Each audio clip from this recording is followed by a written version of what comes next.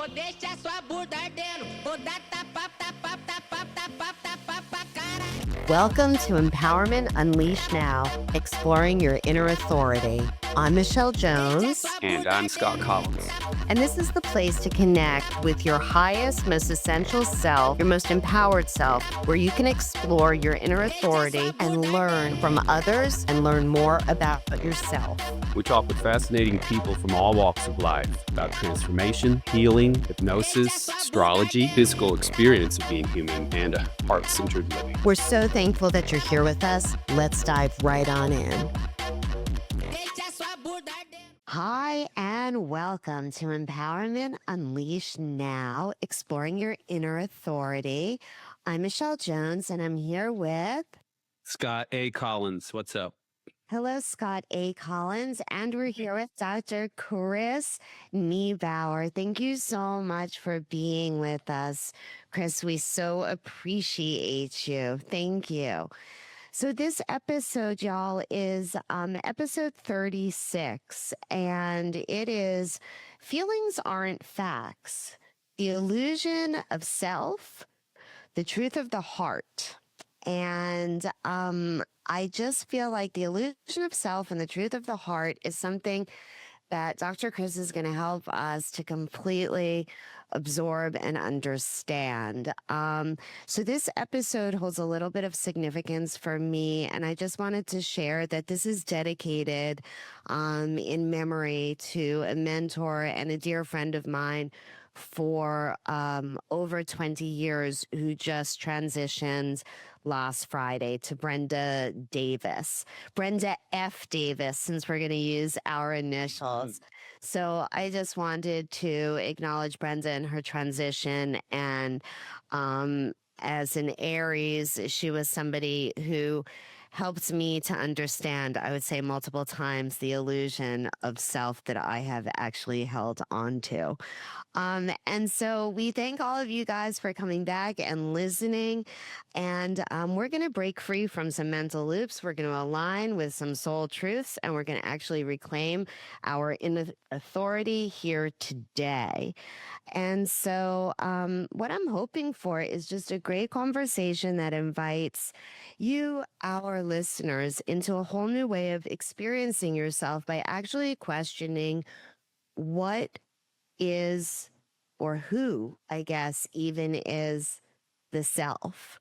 And our guest, again, Dr. Chris Niebauer, is a cognitive neuropsychologist, and he's the author of No Self, No Problem. And so we thank you so much for being here today. And just a little bit about Dr. Niebauer before we dive in. Chris earned his PhD in cognitive neuropsychology at the University of Toledo, and he focused on left brain and right brain differences. He then went on and taught for over 20 years at Slippery Rock University, teaching courses in consciousness, artificial intelligence, and mindfulness.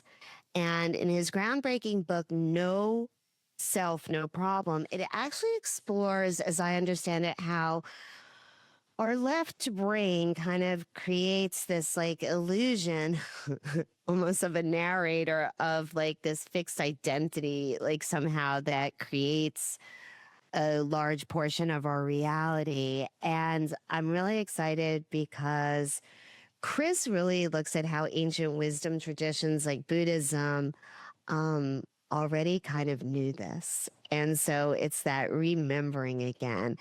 And Chris, we always welcome everyone to Empowerment Unleashed Now with the question, what are you feeling most empowered about in your life right now? Oh, it's a good question.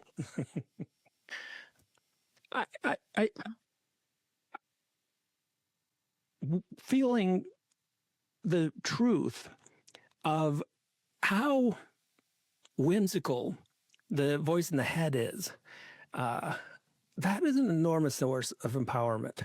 And once you recognize, you could look at it as the functioning of the left brain, You know, you can come at it from a neuroscience perspective. But there are all kinds of other tricks, and a lot of us are working on these so we can help other people achieve that empowerment too. And if you look at the source of intrusive thoughts, which is all tied in with anxiety and depression, these are almost always the voice in the head. And we lose power when we try to fight it. And we get in this battle of how can I control the voice? And you can't, because it's not you. So once your identity transcends the functioning of a very old, I look at it as a computer program for survival. It's very old, and it worked when we lived in a very different environment. I sometimes look at this as a computer program that hasn't been updated for 50,000 years. Yes. And we get into a battle with it, trying to overcome it. And the thing we don't get is every battle empowers it. Mm-hmm. And when you step away or simply recognize that it's not what you think it is, which is to say it's not who you are, all of a sudden the voice, it goes on and it becomes laughable. And then everything else sort of falls in line. It's almost like you've opened up a door of so much more energy that the universe seems to start like working in your favor now all of a sudden. And it's like you couldn't lose anymore. Everything is just like, you have an expectancy and our synchronicities are all over the place. And I think so many of us, we tie up so much of our psychological energy trying to control the voice in the head. And it just doesn't work. And it's futile. And so once that's recognized, it seems like everything else is something you can deal with. It's so profound, because the voice in the head is not real. And I think that the freeing of oneself from that is probably one of the sources of our greatest inner authority that we could take, right? Like the power that we can reach in and take back for ourselves. I've been really aware, obviously, being in grief, right? And so there's this inner narrative of loss. There's this story that one tells themselves, at times about, oh, I'm never going to see or be with this friend of mine again. And, it's like you start to explore this story that you're creating. And I feel like I'm very grateful that, even just a few days in that we're doing this conversation, because it just really helped me to call in almost like, I don't know, Dr. Niebauer, but like almost like these parts of myself that like I can actually hold rather than telling a story. There's this part of me that feels, and maybe it's coming from this narrative that I'm telling myself that I'm never going to be with my friend again or whatever. But there's a feeling of, I really want to smile that this happened, right? Like to quote Dr. Seuss, right? But yet, and there's this sorrow, there's this sadness. And I wonder, is that story of sadness one that I just absorbed like an inner narrative culturally, like growing up in the West, And I was thinking back to one of my professors, Sungbae Park, when I was in university at Stony Brook, and he was a Buddhist monk. And, he gave us each a koan, our final exam was we had to sit, and we got it right at the first class. He gave us our final exam. And he had ended up spending 25 years in a Buddhist monastery to escape the Korean War. And he loved his service and his calling, so he did it. And I just remember, and I must have been 19 at the time. Mine was I had to get a swan out of a bottle, a long neck bottle, without breaking the swan's neck nor the neck of the bottle. And, he told us that we couldn't, if we sat with this question, we couldn't possibly fail, right? There would only be an exploration. And I distinctly remember the separation of myself. And it was just from meditating, right? Nobody meditates you, like you meditate yourself, right? So I distinctly remember this separation of what I had thought for 19 years was Michele. And then there was this part, and again, I was 19 years old, and I wasn't like 19-year-olds today that like ascended masters coming back. I was a 19-year-old that was like, whoa, this is really interesting. And I solved the koan like on the bleachers, like just meditating. I was outside and I couldn't catch it again. But it was about like myself dissolving and almost becoming the swan in the bottle simultaneously. And like you had to talk to like Dr. Park like about your experience with this koan for a semester. And when I told him, he goes, keep meditating, Michele. And it was just this really profound dissolving of myself. I guess a form of like what people sometimes call like ego death now. But it was pretty magical, whimsical. I love that you use that word when you were talking about the inner story or voice. And I feel like with adults, at times we lose that that whimsy and those opportunities to just sit with what really is myself. Like what is that even like kind of so it's like, what are facts, right? Like what are facts? What are feelings? Are feelings facts? Like is truth like an illusion or facts illusion? Like is this whole thing like we're sharing like a hallucination? Obviously I've taken like a deep dive with all of this from looking at Dr. Niebauer's work.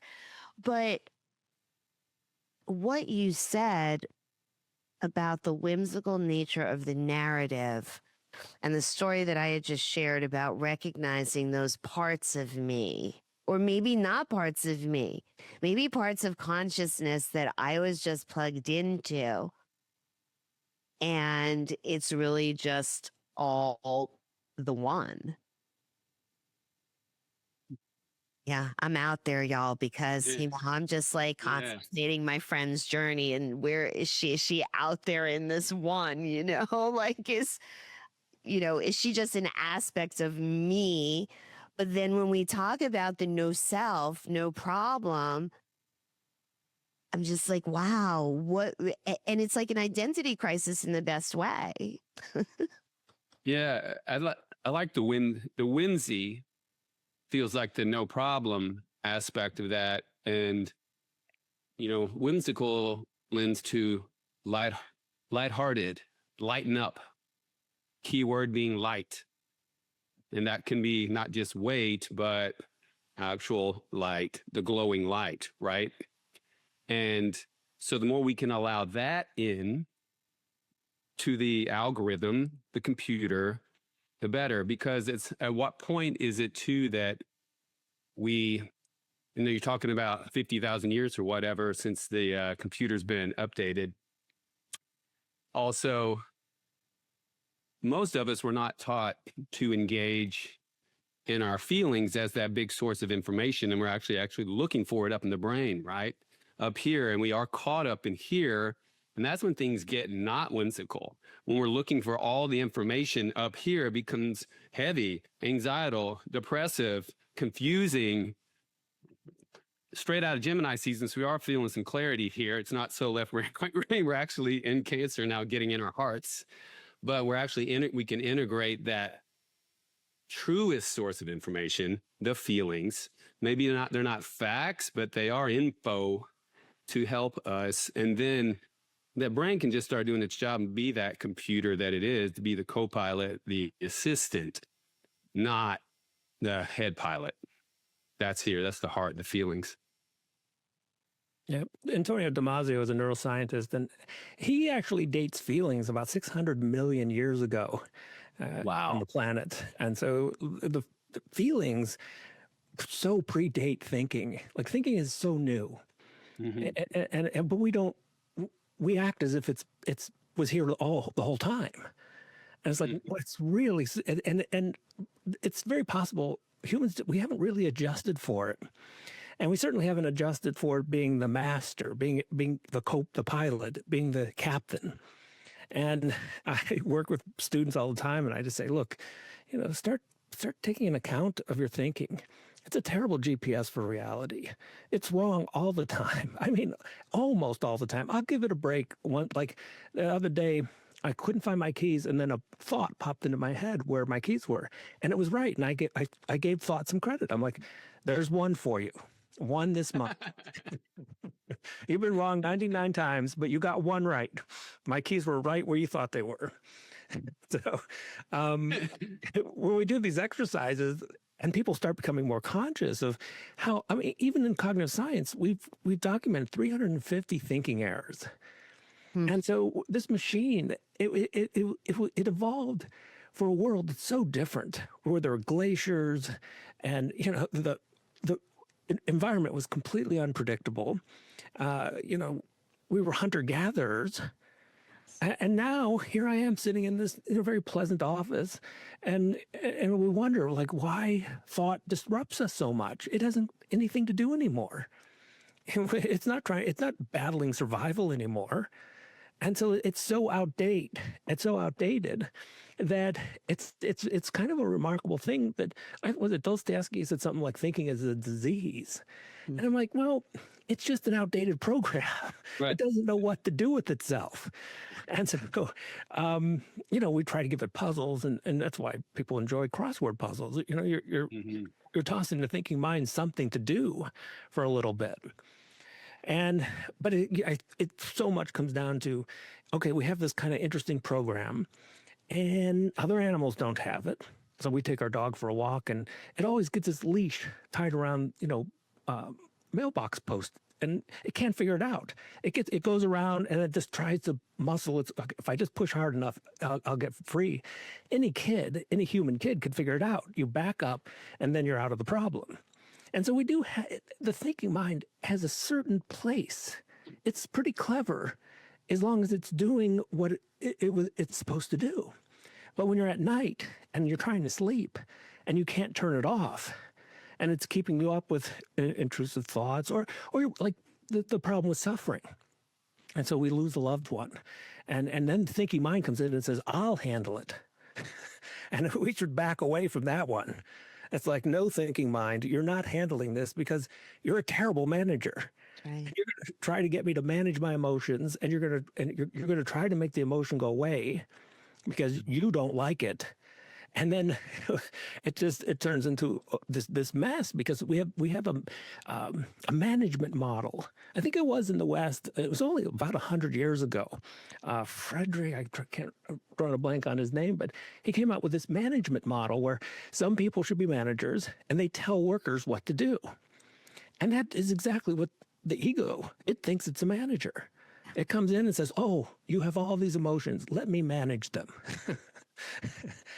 And it's trying to manage something that's so much wiser and older than it. It just causes more chaos. And that's why we're having such a struggle when it comes to feelings. And because we have put thoughts in charge to such a degree that we're trying to control our emotions with our thoughts. And in fact, What's the most popular therapy these days? Cognitive behavioral therapy. What is the foundation of it? Thoughts create feelings. In our world, but that's not the natural state of things. Feelings come and go. Thoughts should stay Mhm. in their place. They pre-exist, as you pretty much just said, by millions of years. Yeah. So like, yeah. And I mean, it's grief's kind of in our awareness right now, sending it out for you, Michele, again, and Brenda. But it seems like that is even one of the most extreme emotions that does, like when it enters our lives, it almost forces us into an emotional reboot, like of that feelings are the most prominent thing that we are here to navigate through and experience as humans. Like grief is probably the most pinnacle one that any of us ever deal with, right? And you're right. And like the mind typically, it can futilely try to make us not deal with that or shove it aside or like navigate it or manage it. But that's not the way. Feeling it is the only way through.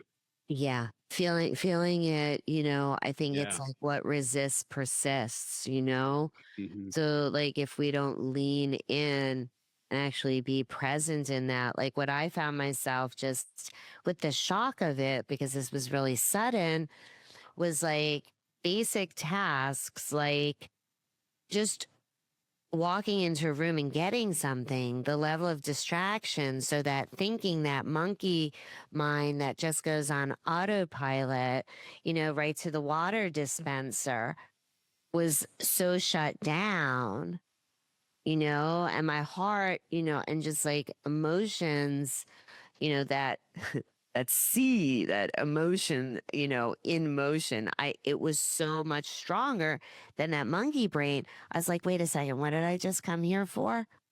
It was like almost like the order of operations with certain things were a bit skewed, because that function, that, it just wasn't there for me, and I think that it's a fascinating opportunity to observe, that monkey mind versus what is really the heart, the feeling. It just, to me, I mean, like, spiritual and emotional truth like comes from a different place. And I know that you talk about, Chris, that like the right brain, the heart works together with the brain. Could you speak to that a bit? Because I think that feelings are kind of like a currency almost. We've talked about that.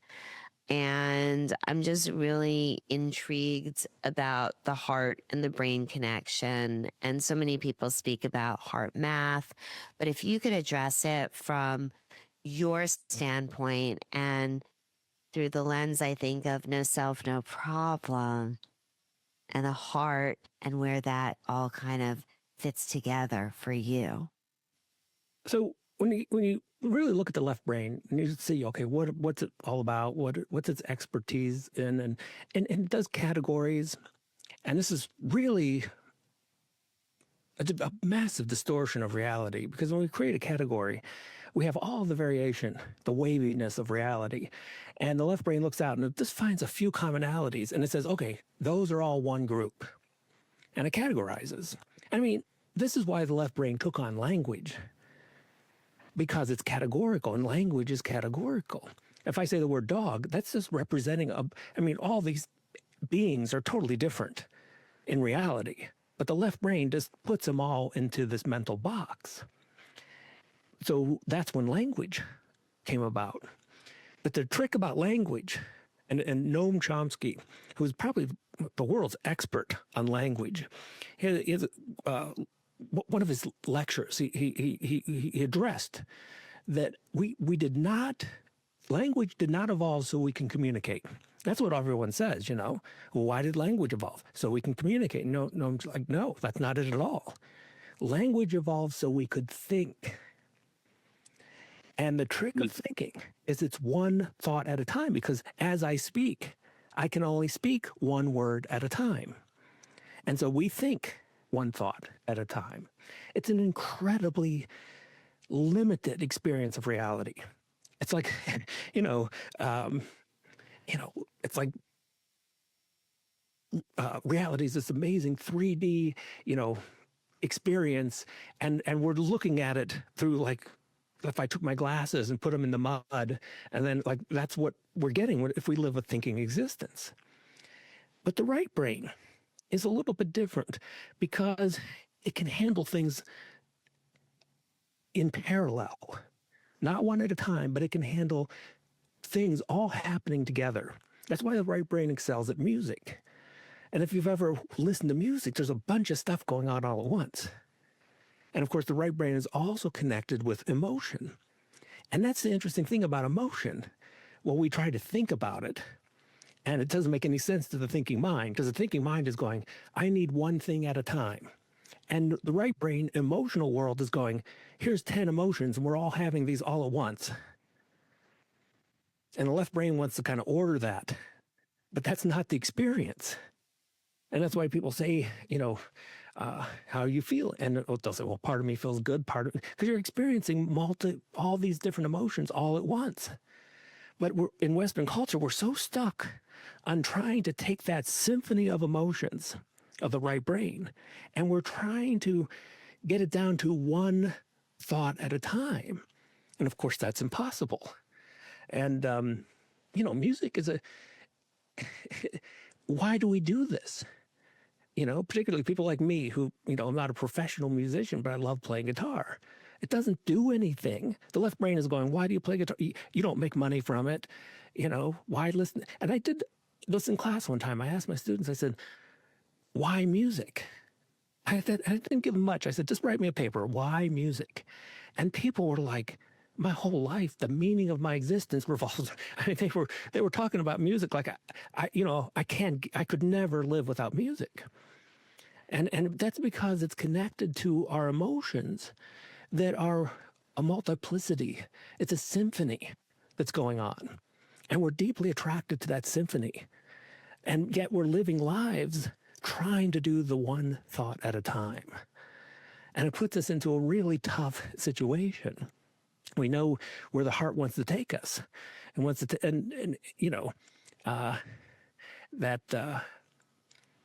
it's okay to feel all kinds of feelings at once. That's the way the feeling system works.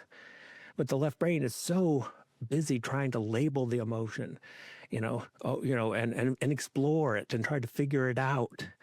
And I think Alan Watts put it nicely a couple times. He's like, life isn't a mystery to be solved. It's an experience to be had. And that's what I think. I think consciousness. So I have changed a little bit over the years. And, I came in to grad school as a materialist. That's why I studied neuroscience and the brain. And I've come to see that we may have it kind of backwards. The myth of materialism is that matter came out of nowhere. It evolved and planets formed, and then life formed, and then complex brains formed, and then consciousness suddenly appeared. What if we have it totally backwards? What if consciousness came first, and consciousness creates what appears to us as the material world? Then all of a sudden, a lot of things start kind of fitting in a little bit better. And I think we're in a kind of revolutionary time where science is starting to question how far has the materialism hypothesis gotten us? And like earlier we were talking about play versus taking it all seriously. And there's something about materialism. It has quite a bit of seriousness to it. And who could blame, if this meat suit has a time stamp on it. I mean, what a terrifying thought, you know? And if I identify with the meat suit and I think, this is me, this is who I am, that's a scary thought because it's all going to end one day. But consciousness gives us kind of another alternative. And it really seems like there's a couple areas you can go with this. One, science has made no progress.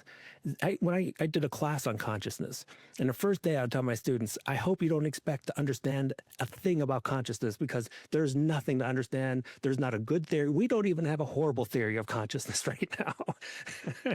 And the students would be like, oh, I'm like, don't worry, it's going to be a lot of fun. It's still going to be fun.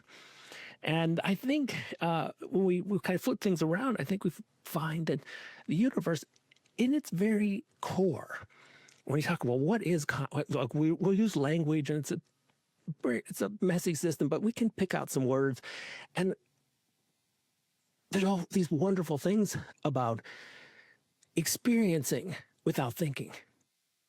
There are no problems. There's no problems in consciousness. You know, there's no selves in consciousness. And like earlier we were talking, like you can look in the mirror and you say, well, that's my face. And it's like, okay, really? Well, to whom does the face belong? And you start exploring that inquiry and you can't find, there's nothing there. You could look for the self all day, all life, and you'll never find it. All you'll find are experiences, consciousness. And so when we flip the script a little bit, we say, oh, okay, maybe we're headed in a strange direction. But then you go back and you say, well, what do you mean strange direction? If consciousness is the core, you know, maybe consciousness is just having a little bit of fun with all this. And so consciousness creates this Chris character, you know, and then Chris goes off and has all these adventures. Then Chris isn't real. It's a dream. Yes. But still, he gets to have these, he gets to bring new experiences to consciousness. If we allow ourselves to even entertain that reverse engineering experience, then things start shifting, right? I mean, it's like, oh, did the birth of language then somehow coincide probably with the beginning of the extinguishing of telepathy? Because maybe that telepathy is based more upon like communicating by feeling and energetic things, and not the limitations of a one thought, one word at a time system, right? And then if I reverse engineer, oh, it's not linear, like consciousness, oh yeah, it's spherical, expansive, then that's a different experience than the limitation of a linear thing. That's perfect, amazingly insightful, Chris. Oh, beautiful. Yeah. I was at a conference, consciousness conference, one of my favorite conferences in the world. It's out in Tucson, Arizona, and Deepak Chopra was there. And I started talking to Deepak, and I have this question I ask anyone who I think has gone along for the ride pretty far. And it goes something like, okay, if reality is non-dualistic and there's one consciousness, why do this illusion of duality? And I had one of the very few telepathic experiences, because Deepak was talking and I didn't pay attention to anything he was saying. His words were totally meaningless. But I absolutely got this message, and it wasn't language per se, but it was a message. And he said, Chris, you know exactly why. Play. It's all about play. Mm-hmm. And you know, when Alan Watts, he always pointed in this direction that when it plays at being everything else. Yeah. So consciousness is having fun. It becomes everything it isn't. Characters, Chris, Scott, you know, Michelle. We become, you know, consciousness being exactly what it isn't. And it's having fun. And every experience we have, even if it's suffering, is bringing a new experience to consciousness. And so when I get up, that's like, what am I going to bring to consciousness today? Yeah. If it could be, to me, to the Chris character, it may feel like suffering. It may be like, oh, this dreaded bills or something, you know. but I mean, consciousness, imagine consciousness having the experience of paying bills. It couldn't. A one undivided consciousness needs our characters to bring new experiences to it. And so that has been, I just finished a book about a month ago. And that's where, and it wasn't the Chris character writing it, because the Chris character isn't very good at any of this stuff. Chris opens the door and all this stuff sort of floods in.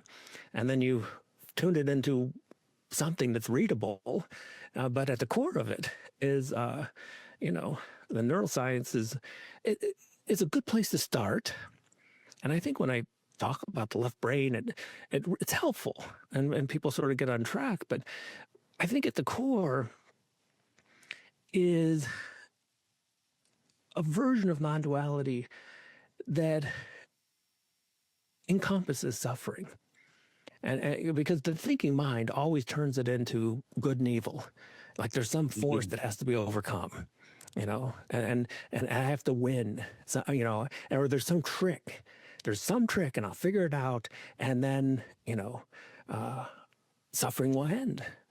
And this is the message of so many different meditation, And when I did my early meditations I was so neurotic when I was in my 20s, super neurotic, so neurotic I couldn't even, if whatever you imagine in your thinking mind of neurosis, like times it by 10, and that would be close to what I was experiencing.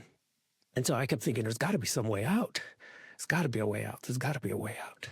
And we created the whole self-help culture, a million ways to get out. But yeah, a million ways.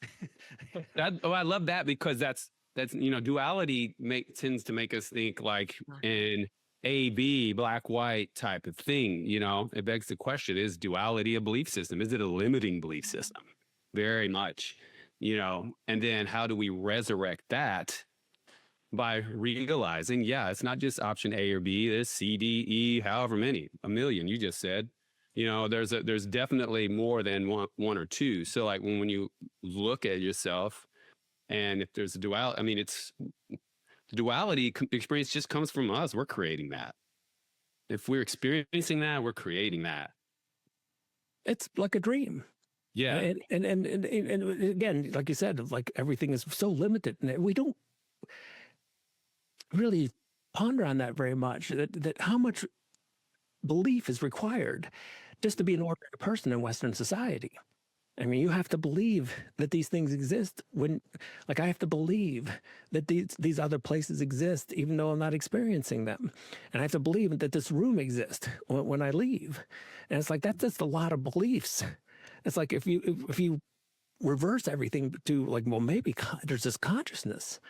And see, one of the really fun mistakes that we've made is we confuse thinking and consciousness. We get them so confused, and they're really quite different. Mm-hmm. Thinking is that linear, language-based abstraction. Consciousness is the pure experience of having tea in the morning. Then there's no judgment, there's no labeling. It's just it. Yeah. And it's reality. That's why people have the little, you bang something, and for a moment, people stop thinking. And for a moment, I'm like, wow, you were in reality for a few seconds there, weren't you? And then they start thinking again. I'm like, oh, what's gone now? But for a second there, we were all just in reality. And so because you argued almost like that if you're reverse engineering, that you should feel through the belief systems before you even introduce the computer of the mind to the party. They shouldn't even come hang out at the party until the others. All right. I think it happened too fast, and then Western culture elevated it really quickly to like, look at Descartes, who is still, your average person maybe doesn't even know who Descartes is, but it's in the background of the mindscape of Westerners. Mm-hmm. And, it's famous, I think, therefore I am. Our whole existence depends on thought. What if that's absolutely not true? That's right. Well, we don't think all that. We don't think as much as we think we do. And there are moments, wonderful moments, where you are in reality. And it's so peaceful. But when the thinking mind comes back on, it says, oh, you were just zoned out.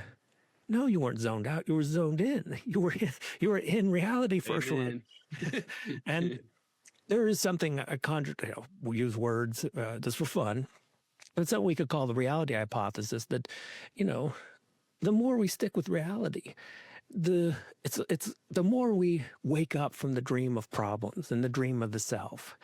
And reality has a depth to it that we're just so unaware of. When we get into the thinking mind, and we do daydream about half the day, the average person is in the mindscape rather than reality about 50% of the waking day.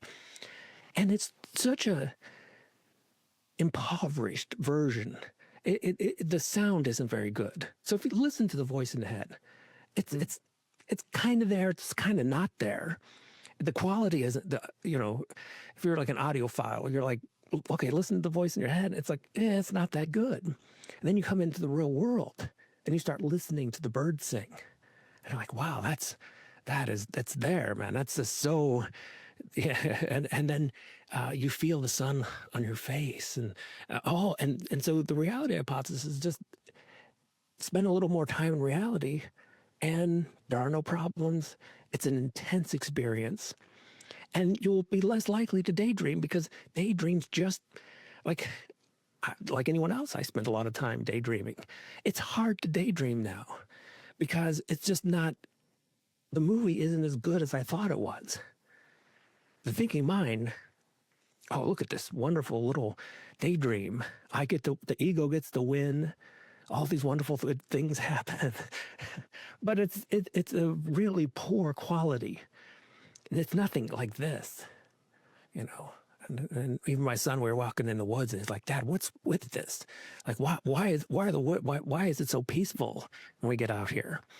And I'm like, "Well, you're not in the mind, The mind, again, if we give it a little credit, it evolved in a time when there were lots of issues.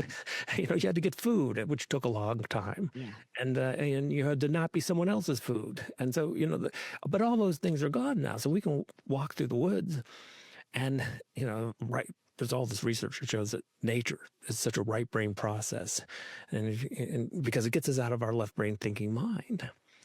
But what is the optimal functional role of the mind then, based at this point in our conversation, looking at it a little differently? Then how important is the mind then for our experience in the meat suit, and what is its optimal functional role? Yeah, I'm just playing around with this. I don't really have any scientific data. My guess is you could think about maybe half an hour a day. Thinking it's just maybe an hour, probably less. People are surprised, particularly in the West, because thinking is everything, and intellect is how I'll be successful. I won't be happy if I'm not really intellectual. And in fact, I used to ask students, and this dates a while back. There was a TV show called House, and this guy was a brilliant doctor. He was great. He was like the epitome of mind. He could solve problems, but he was miserable, depressed all the time. And it's okay. Would you rather be Dr. House, this brilliant person who suffers and is depressed, or would you rather be someone who's enlightened and blissfully happy, connected to the joy of life, but they're a little bit low on intelligence? I could never get someone to pick that person. They'd always take the genius who suffers.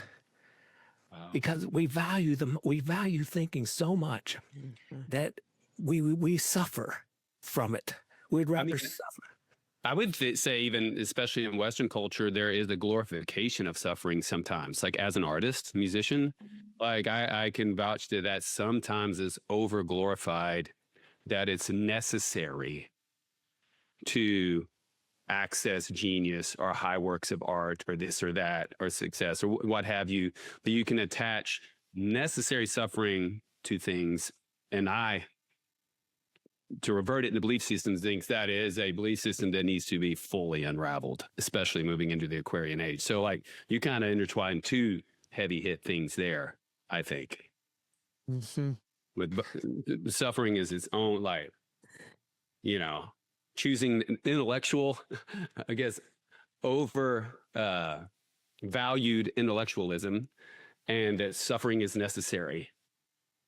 Oh, and you ever get in a conversation where people are like, "Oh, you thought you had a bad day? I had a much worse day than you." Right. It becomes this weird contest where the winner had the worst day. Totally. You win. You had the most suffering. No, my day sucked worse. Isn't that? And it's funny. And I think you're right. I think it's tied in. The more we are attracted to the intellect, there's something about the suffering intellect, and would rather be smart and suffer than not so smart and be at peace. But, even Einstein, you look at it, Einstein said he has a bunch of different versions of this, how he thinks, but then he swims in silence, and then it comes to him. And so even like this, icon of intellectualism came right out and said any of the good ideas he had were not themselves they will work from thinking. That's right. And that tells us, like, the universe gives us these gifts, but usually they're from a different source. And the left brain thinking, this is very limited. If I ever have a good idea, it seems like it's from intuition. It's from something feeling based. The thinking mind, again, like I said, it got the keys right, but its scoreboard is not doing so well because more often it just causes problems. Oh, what about this? And then you get some money and, oh, well, what if I lose it? It's always been in the scenarios, like the worst case scenarios. And, what if it's going to be all right? The thinking mind freaks out, goes, oh my goodness, don't be all right. What am I going to do if everything's all right? Nothing. It's old. It's an outdated system. I see humans, we're on a really interesting evolutionary path that is going to take us to a place beyond thinking. And, I talk about the Pitahan, this hunter-gatherer culture in South America. They may be extinct now. They were down. Their numbers were not very good because, Westerners were always trying to go in and, quote, improve their lives. But the fascinating thing about them is they do live like our ancestors in the sense that they can go into the jungle naked and they get everything they need. So they have everything they need. So they're not, they haven't advanced, with technology, but they live very hard lives. They die from malaria. They have no medical interventions, but they are absolutely the happiest people on the planet. Every Westerner that goes and visits them, that's the first thing they notice. They laugh all the time. They are just happy. And if, anyone listening, if you want to explore this, there's a wonderful book. It's called Don't Sleep, There Are Snakes. And that's actually what they tell their kids. Their life is so hard. Like Westerners, we tell stories to our kids before they sleep. And they're like, don't sleep, there are snakes, because their life is so difficult. And yet they have found a way to completely get in touch with happiness. They live lives that are joyful. And, you think we'd take a look and say, wow, what can we learn from you? And instead, but they just want to, here's a cool machine. Can I make your life easier? It doesn't seem like that's the trick. And it does seem like they don't think very much. Their language is very different than ours. In fact, their language is something they sing. And so, there's monks out there. We can learn quite a bit. But there's also some cultures that seem to have found this trick of happiness. And it's not really difficult. It's simple. Maybe it isn't easy, but it's simple. And it's just stay close to reality and things will be fine. think it's very interesting that in the West, we spend this inordinate amount of time cultivating our best selves. And legitimately, what we're talking about right here, right now, is that you already have everything that you need within you to be that. And the simplicity of letting go of all of the other thoughts, things dissolving, I think is something, that in the West, we accumulate a lot of things. And I think that dissolving as much as we can of that idea of best self and being present, consciousness to me is about like being present in this now. And there's this really, truly all that's real, right? Because what's happened to us before is a story, and what hasn't happened yet is another one. And there's always going to be that other story that you could just hop on if you can just be in this one. That to me is where the big T truths, like the big heart opening, the expansive spaces that I think are feeling not, it's just a being. It's just an ising. It's not thinking. There's no agenda to it. I worked with young children for a while, and I still do hypnotherapy with all ages, but I do work with young children. And one of the things that I share is their perception of what this game is completely different than what our avatars perceive this to be. Okay. And so for kids, the beauty is that that's really all they're in is now. And, of course, obviously, as they mature, I'm speaking predominantly children under the age of 7. And then somewhere, enculturation between 7 and 12 really steps in. And then, the adolescent becomes, okay, what am I going to really take into myself from this culture?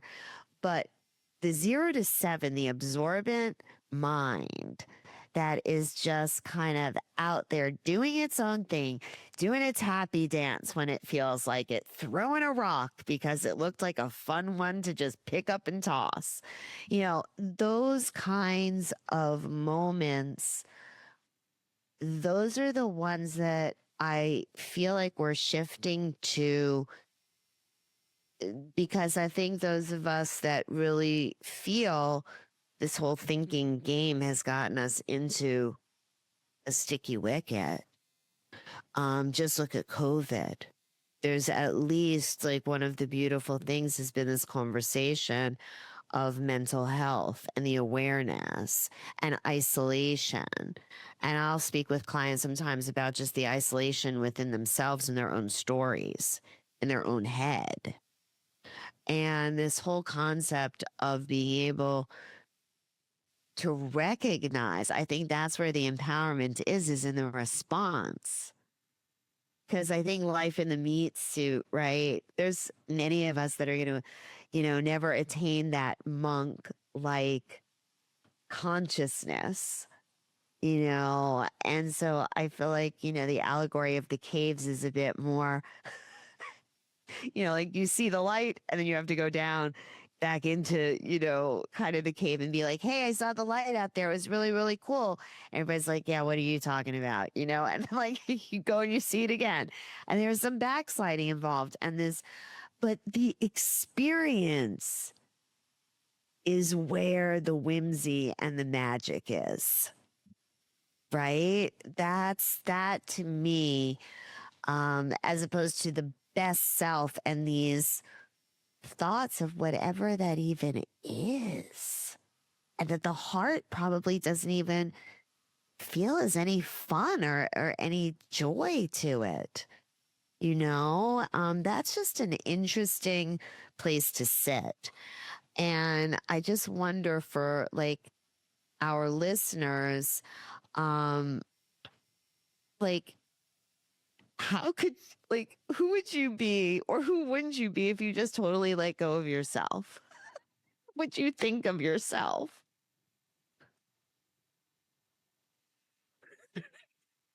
Who you Okay. asking? Chris. I hope you're asking Chris. So I'm just asking the collective. Like, Oh, the just collective. like, like I'm just asking the collective. Like, I'm asking myself,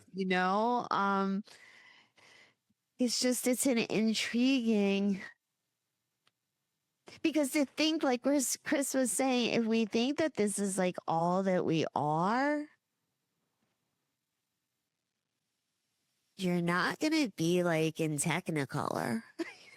You're going to be kind of in like the old grainy black and white kind of film. If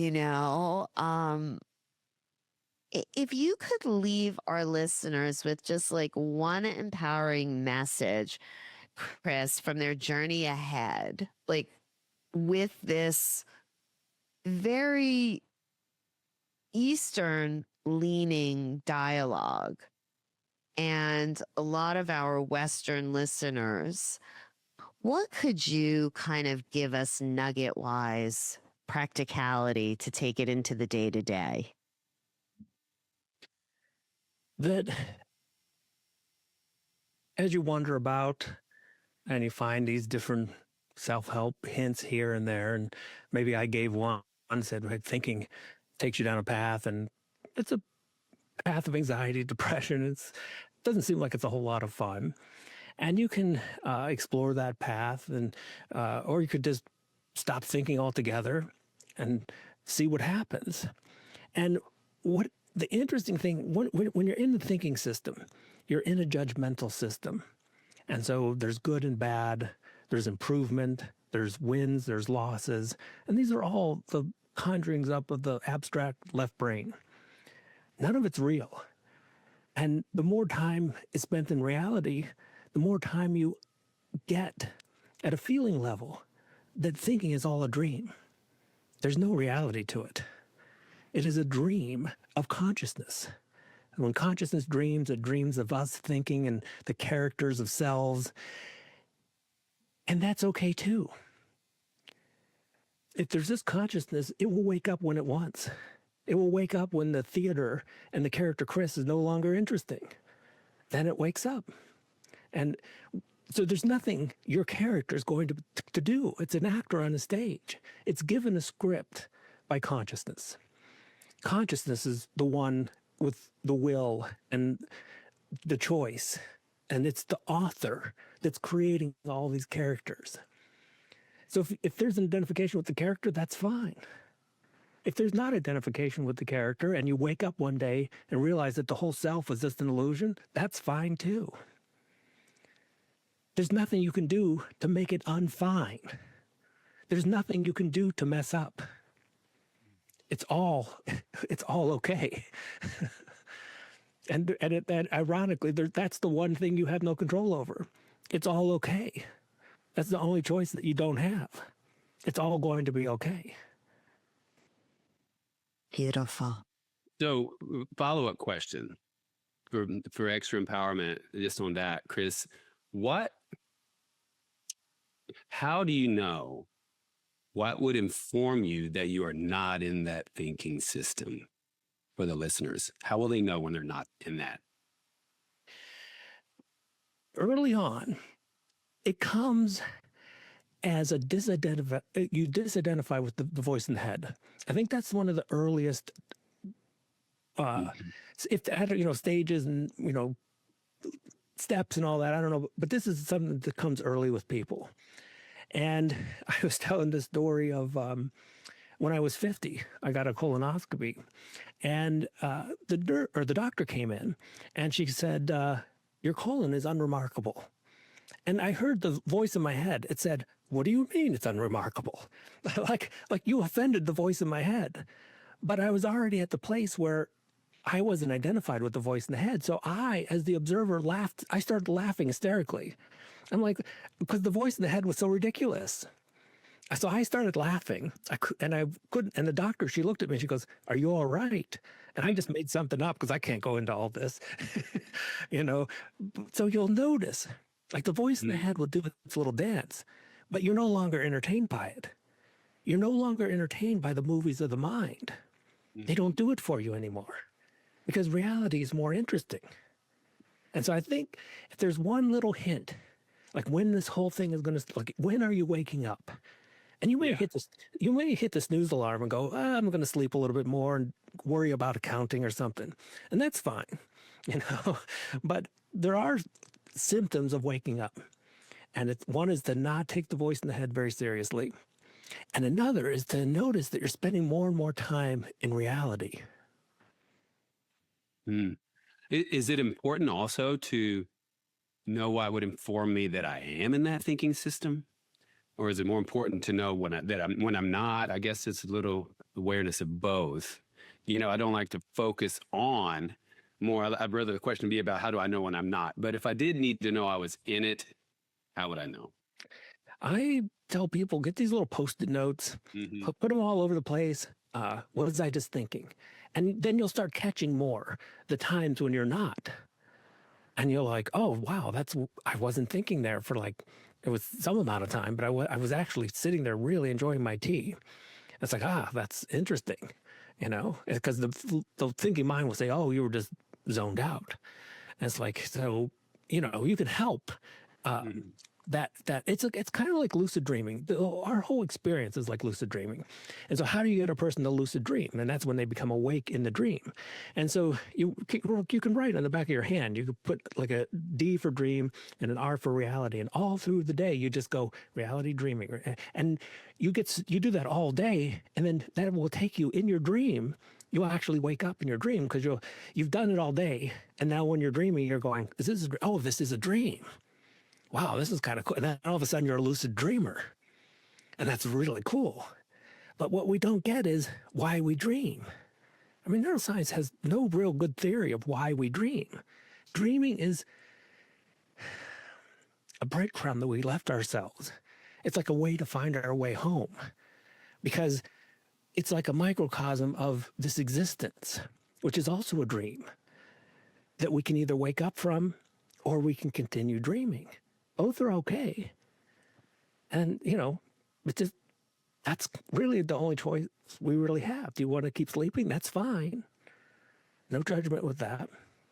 If you think you're a billionaire and you buy it, you think all that stuff is real, go for it. You're giving consciousness a wild adventure. It's all a dream, but it's a wild adventure. That's why you're having the dream.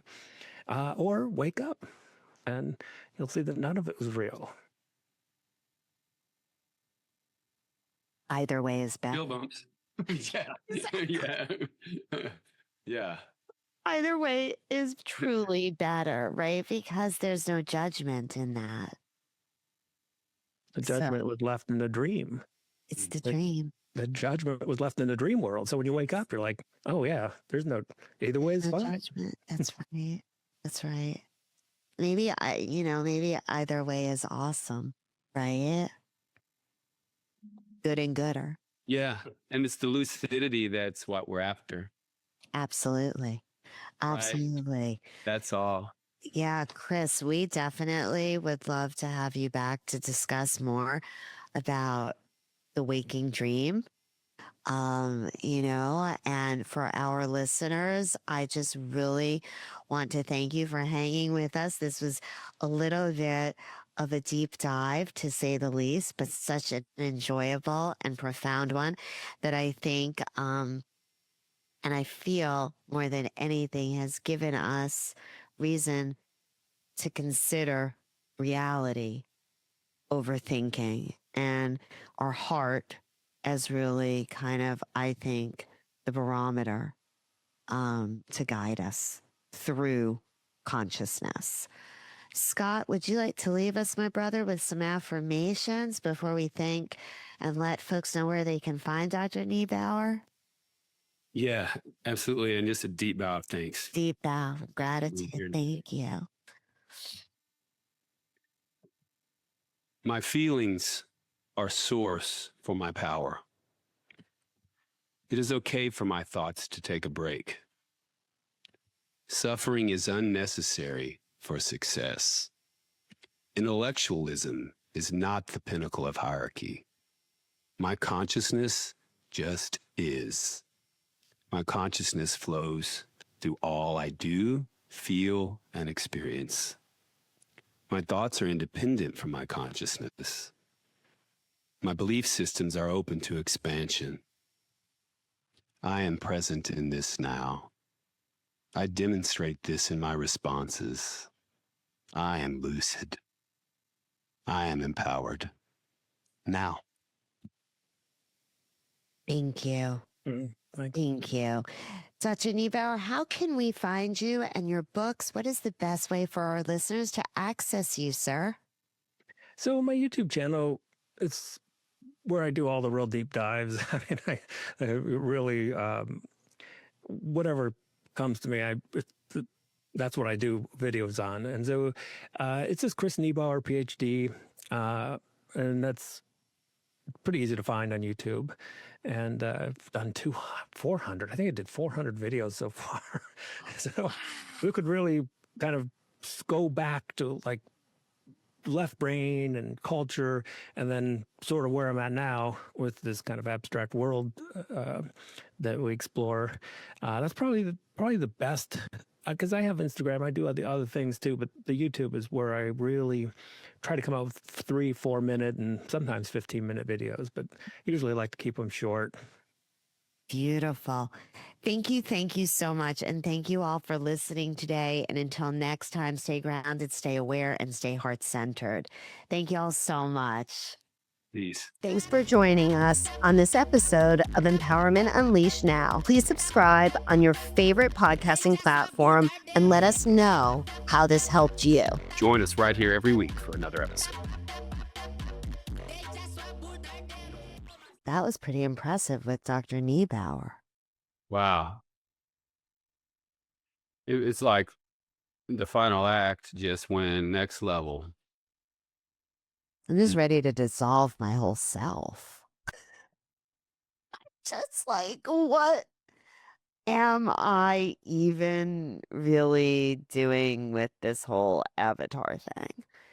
Yeah. At the same time, it feels like this great awareness of like being able to create the video game character that you've always thought that you should like really become. Yeah. And that sounds really fun.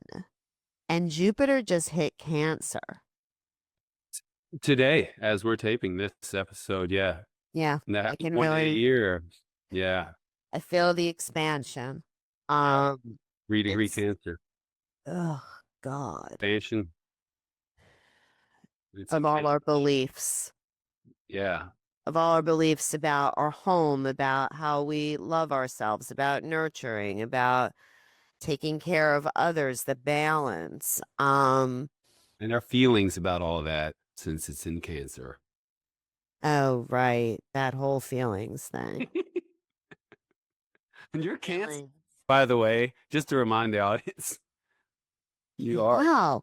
It was really interesting because I had this conversation with somebody about my coaching that I'm doing, and it was all about abundance and that it's tied to feelings. Mm-hmm. So I would say that I'm somebody that has awareness of feelings, but I think that one of the feelings that I value is balance, the feeling of being balanced, right? And I think, for me, I believe that a lot of the time I used to take it up through my head. And that was where I somehow found the balance as opposed to balancing out my heart. Mm.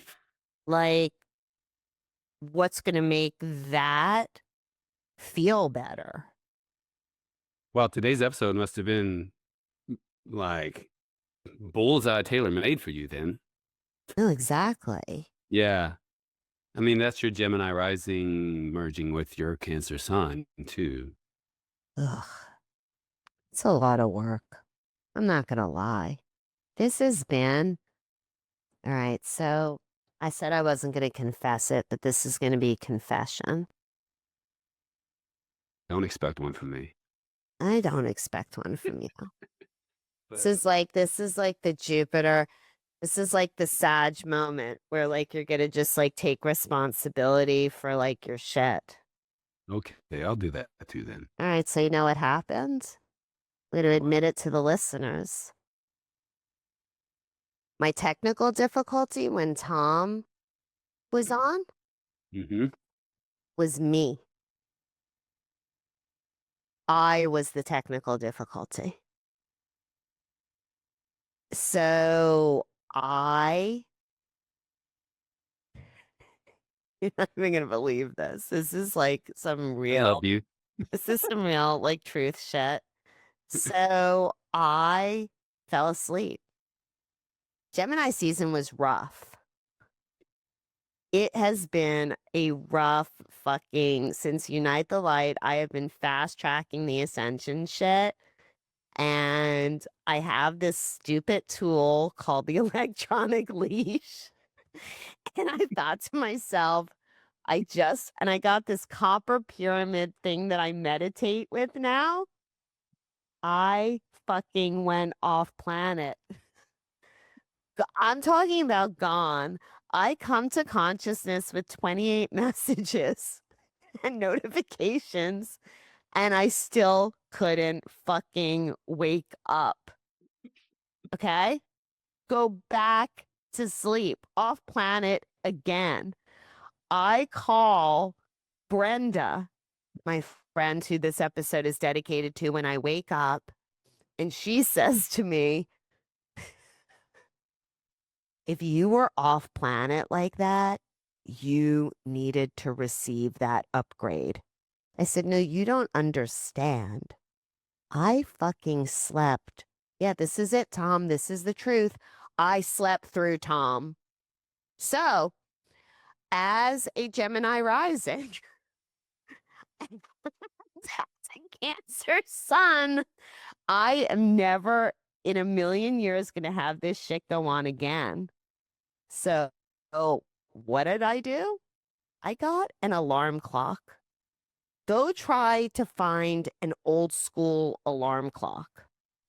You got to have batteries for these things. You have to have square chargers. You have to have fucking USBs, USCs. Like, it's not an easy thing. I spent like 2 hours finding the right clock. Then you get the clock and it has a remote. And I'm not kidding you, it has no less than 35 buttons. I spent time, I'm not kidding you. Wait, you'll see this. I will bring this on next time. And I will tell you, this fucking clock, you can hear it across my damn house. I set that thing off. I set that bitch off upstairs and I went downstairs across the house to the sunroom and I heard it beep, beep, beep, beep, beep, beep, beep, beep, beep. It is the most obnoxious, like a fire alarm going off in my fucking head. I will never, ever, ever miss anything because I'm hauling ass and apparently not sleeping enough. What the fuck? Were you lucid? No. You didn't know. I was Okay, knocked then out. wake up. I was knocked out. Mm. Gone. I'm talking about couldn't even function when I saw it. I was like, oh my God. And so then Brenda tells me, don't tell anybody. What am I doing? Telling the whole world. Because I believe this is the Jupiter thing. Accepting responsibility is expansion. I have to accept responsibility. And if Tom doesn't want to talk to me anymore, if you don't want to do the show with me anymore, if nobody doesn't want to produce, you know what? I'll go get a fucking different dream. So, like, I can't help it. I did this. And for people that know me, this is so not me. This is like the exact opposite of me. And I could blame anything that I want to, but the responsibility is all with this avatar. and I was not lucid in the damn dream. And I truly, so before we did this interview, I needed to take a nap. Yeah, I got nothing. I decided to take a nap late, and I set the alarm, and I am ready for it to go off. I'm ready. I have it set. I'm in advance of everything. I'm gonna I was so paranoid about that damn thing. I literally told myself, okay, you're gonna meditate, and then you're gonna sleep for 20, and then you're gonna be up in like 45 minutes. Didn't even need the damn alarm. It's already starting to work. So that was my left brain merging with my right brain, because old Michelle would have been totally left brain and would have been like, okay, we're going to create a system where you can never take like meditation time or nap. Doesn't matter if you were up at 4:30 in the morning, like fucking writing, doing things, you can never take time and take a nap. That would have been what old Gemini rising Michelle would have done. Cancer, Jupiter in Cancer, Michelle is thinking about her fucking comfort. I'm not going to give up a summertime nap. You know what? I help everybody. I'm going to help me. This alarm clock not only tells you the time, it tells you the day, it tells you the temperature, it tells you the date. I could set it on a Monday through Friday schedule. I could set it on a weekend schedule. And the best part about this fucking alarm clock is it is so loud, and all I have to do is hit any button to stop it. Yeah, game changer. I'm solving shit. That's why I wasn't here, guys. I was absent because the dog ate my homework. And I just didn't come to class. I was the dog, I was the homework, and I was asleep. I slept through the final exam. Yeah. People judge me for it. You know what? Go be in your left brain. I'm going to hang out in my right brain, in my heart space. Yeah. What do you think about that? It's going to be an interesting Cancer season, isn't it? No words. I know. I'm excited.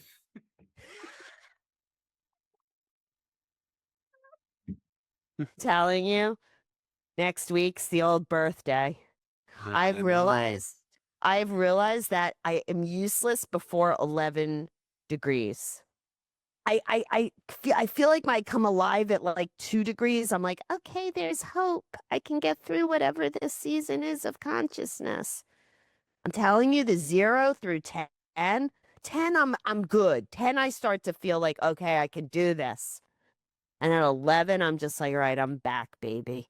The early degrees, 29 through like, I don't know. Maybe it's really 29, 0, 1, 2, 3. Yeah. No, it's really 29, 0, 1, 3, 6.